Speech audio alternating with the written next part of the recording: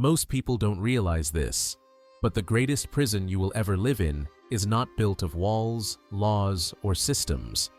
It is built inside your own mind. Every fear you replay, every anxiety you anticipate, every emotion that controls your decisions tightens those bars a little more. Nearly 2,000 years ago, a Roman philosopher surrounded by power, wealth, betrayal, and death saw this coming with terrifying clarity. His name was Seneca, and what he wrote was not meant to comfort you. It was meant to wake you up. Seneca understood something modern society desperately tries to hide, that weakness is taught, dependency is normalized, and emotional chaos is profitable. He didn't teach Stoicism as a philosophy to admire. He taught it as a psychological weapon, a way to harden the mind against fear, loss, manipulation, and suffering. His words were forged in exile, illness, political terror, and the constant awareness that death could arrive at any moment. If you've ever felt trapped by your thoughts, exhausted by anxiety, controlled by emotions you don't understand, or haunted by the sense that life is slipping through your fingers, then what you're about to hear is not ancient history. It's a mirror, and once you see yourself in it, you can't unsee it. Seneca begins with a brutal but liberating truth. We suffer more often in imagination than in reality. This single sentence exposes the core illness of the modern age, because most suffering today does not come from real danger, starvation, or physical threat, but from anticipation, overthinking, fear of outcomes, and emotional catastrophizing. And Seneca understood that the mind, left undisciplined, becomes its own executioner, inventing futures that never arrive and reliving past wounds that no longer exist. And this is why Stoicism is not emotional suppression, but emotional mastery, the ability to see clearly without being hijacked by fear. Seneca teaches that the mind must be trained like a weapon, because an untrained mind is fragile, and fragility leads to dependence, and dependence leads to slavery. And this is why he warns us that no man is free who is not master of himself. Freedom, in Stoic philosophy, has nothing to do with external conditions, status, money, or approval. It is the internal state of not being ruled by impulses, desires, or emotional reactions, because the moment something external can disturb your peace, it owns you. And Seneca saw this long before social media, dopamine addiction, and validation culture turned the human mind into a marketplace. One of Seneca's most misunderstood teachings is his relationship with wealth and success, because he was wealthy, powerful, and close to the Emperor Nero. Yet he constantly warned against attachment, saying, "It is not the man who has too little, but the man who craves more, that is poor." Seneca did not condemn wealth, he condemned dependency on wealth, because when your identity becomes tied to external possessions, you become psychologically weak, terrified of loss, obsessed with comparison, and incapable of inner stillness.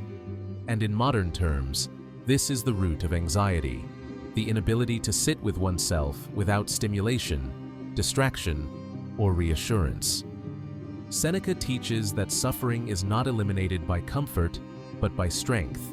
And this is where Stoicism diverges sharply from modern self-help, which often promises happiness through ease, pleasure, and positivity, while Seneca argues that resilience is built through voluntary discomfort, mental rehearsal, and conscious confrontation with fear, which is why he practiced and taught negative visualization, intentionally imagining loss, exile, poverty, or death, not to depress the mind, but to immunize it against shock, because when you have already faced something internally, it loses its power over you externally. He writes, "He who fears death will never do anything worthy of a living man," and this strikes directly at the modern avoidance of mortality, because Seneca believed that remembering death does not make life bleak, it makes it urgent, meaningful, and honest, stripping away trivial fears and false priorities. forcing you to ask whether your daily anxieties truly matter in the face of impermanence. And this is why Stoic philosophy remains one of the most powerful mental frameworks for overcoming fear, procrastination, and self-doubt. Seneca also understood something deeply uncomfortable about human relationships, something rarely spoken openly, that emotional dependence is a hidden form of bondage, and this is why he says, associate with people who are likely to improve you, because the people you surround yourself with shape your emotional baseline, your tolerance for weakness, and your definition of normal. And in modern life, this translates directly into how environment, media, and social circles quietly program your beliefs, fears, and ambitions without your awareness. Another core pillar of Seneca's wisdom is time.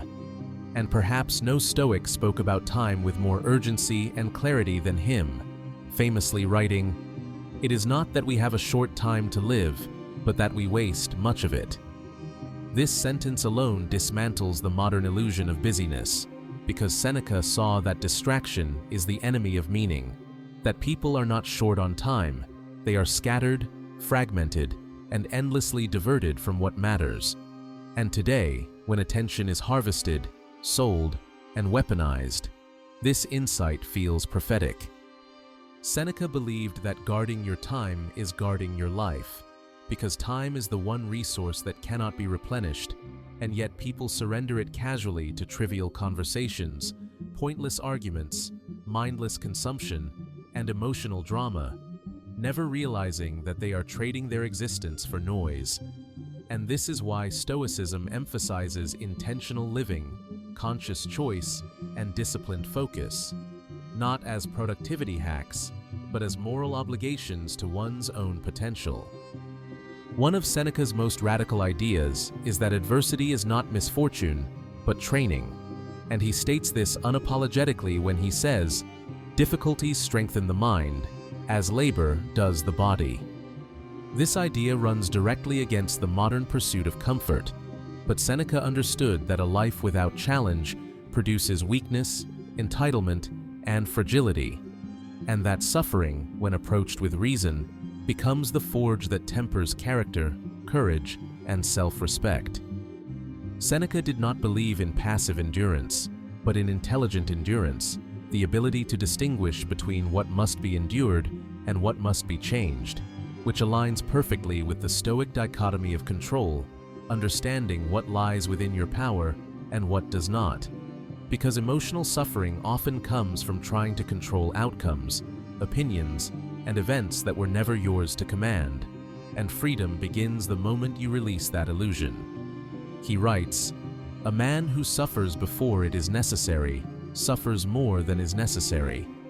And this single line exposes how much pain is self-inflicted, created by resistance to reality rather than acceptance of it, because acceptance, in Stoic terms, is not weakness, it is clarity, the clear-eyed recognition of what is, so that energy can be directed where it actually matters, toward action, virtue, and inner alignment.